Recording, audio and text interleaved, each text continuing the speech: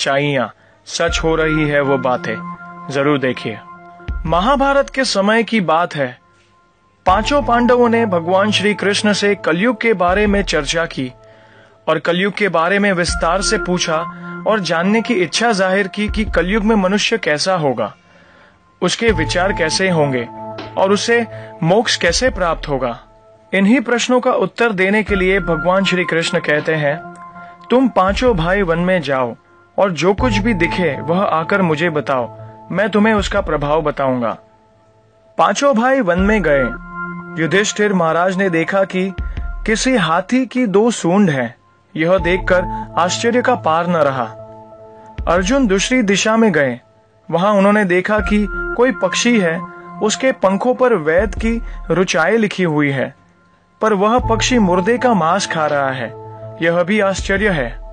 भीम ने तीसरा आश्चर्य देखा कि गाय ने बछड़े को जन्म दिया है और बछड़े को इतना चाट रही है कि बछड़ा लहूलुहान हो जाता है। सहदेव ने चौथा आश्चर्य देखा कि 6-7 कुएं हैं और आसपास के कुओं में पानी है, किंतु बीच का कुआं खाली है।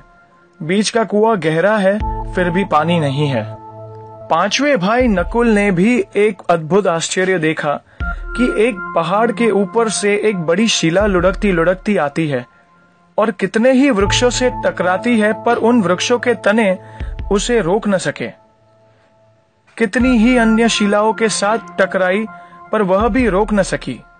अंत में एक अत्यंत छोटे से पौधे का स्पर्श होते ही वह स्थिर हो गई। पांचों भाइयों के आश्चर्यों का कोई पार नहीं था।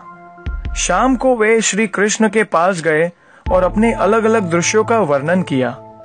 युधिष्ठिर कहते हैं, मैंने 2 सूंड वाला हाथी देखा तो मेरे आश्चर्य का कोई पार न रहा। तब श्री कृष्ण कहते हैं, कलयुग में ऐसे लोगों का राज्य होगा जो दोनों ओर से शोषण करेंगे, बोलेंगे कुछ और करेंगे कुछ और। ऐसे लोगों का राज होगा। इससे तुम पहले राज कर लो।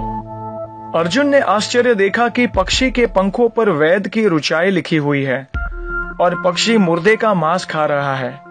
इसी प्रकार कलयुग में ऐसे लोग रहेंगे जो बड़े बड़े पंडित और विद्वान कहलाएंगे, किंतु वे यही देखते रहेंगे कि कौन सा मनुष्य मरे और हमारे नाम से संपत्ति कर जाए।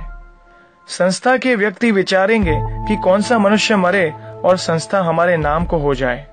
हर जाति धर्म के प्रमुख पद पर बैठकर विचार करेंगे कि कब किसका श्राद्ध है। चाहे कितने भी बड़े लोग होंगे, किंतु उनकी दृष्टि तो धन के ऊपर ही रहेगी। ऐसे लोगों की बहुतायत होगी जो परधन को हरने और छीनने को आतुर होंगे, और कोई कोई विरला ही संत पुरुष होगा। भीम ने तीसरा आश्चर्य देखा कि गाय अपने बछड़े को इतना चाटती है कि बछड़ा लहूलुहान हो जाता है। कलयुग का आदमी शिशुपाल हो जाएगा। बालकों के लिए इतनी ममता करेगा कि उन्हें अपने विकास का अवसर ही नहीं मिलेगा। किसी का बेटा घर छोड़कर साधु बनेगा तो हजारों व्यक्ति दर्शन करेंगे, किंतु यदि अपना बेटा साधु बनता होगा तो रोएंगे कि मेरे बेटे का क्या होगा। इतनी सारी ममता होगी कि उसे मोह माया और परिवार में ही बांध कर रखेंगे और उसका जीवन वहीं खत्म हो जाएगा। अंत में बेचारा अनाथ होकर मरेगा। वास्तव में लड़के तुम्हारे नहीं हैं, वे तो बहुओं की अमानत है। लड़कियां जमाइयों की अमानत है और तुम्हारा यह शरीर मृत्यु की अमानत है और तुम्हारी आत्मा परमात्मा की अमानत है। सहदेव ने चौथा आश्चर्य यह देखा कि 5-7 भरे कुएं के बीच का कुआं एकदम खाली था। कलयुग में धनाढ्य लोग लड़के लड़की के विवाह में, मकान के उत्सव में, छोटे बड़े उत्सव में तो लाखों रुपया खर्च कर देंगे, परंतु पड़ोस में यदि भूखा प्यासा कोई होगा, वह नहीं देखेंगे कि उसका पेट भरा है या नहीं। दूसरी ओर मौज मौज में शराब, कबाब, फैशन या व्यसन में पैसे उड़ा देंगे, किंतु किसी के 2 आंसू पोंछने में उनकी रुचि न होगी, और जिनकी रुचि होगी उन पर कलयुग का प्रभाव नहीं होगा, उन पर भगवान का प्रभाव होगा। 5वां आश्चर्य यह था कि एक बड़ी चट्टान पहाड़ से लुढ़की। वृक्षों के तने और चट्टाने उसे रोक न पाए, किंतु एक छोटे से पौधे से टकराते ही वह चट्टान रुक गई।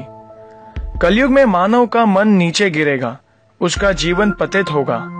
यह पतित जीवन धन की शिलाओं से नहीं रुकेगा, नहीं सत्ता के वृक्ष से रुकेगा, किंतु हरि नाम के एक छोटे पौधे से रुकेगा। हरि कीर्तन के एक छोटे से पौधे से मनुष्य का जीवन पतन होना रुक जाएगा। तो ये थी वो 5 कड़वी सच्चाइयां जो भगवान श्री कृष्ण ने महाभारत काल में 5 पांडवों को बताई